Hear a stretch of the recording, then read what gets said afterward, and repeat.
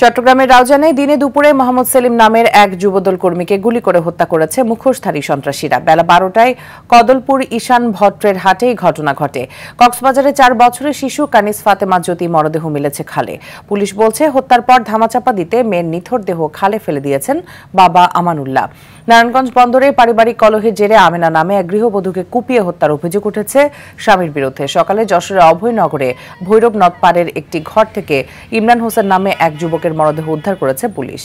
নিখোঁজের একদিন পর ব্রাহ্মণবাড়িয়ায় মসজিদের ছাদ থেকে মাইমুনা আক্তার ময়না নামে এক শিশুর মরদেহ উদ্ধার করেছে পুলিশ। এছাড়া কিশোরগঞ্জের কুলিয়ারচরে ডোবা থেকে অজ্ঞাত এক ব্যক্তির মরদেহ উদ্ধার করা হয়েছে।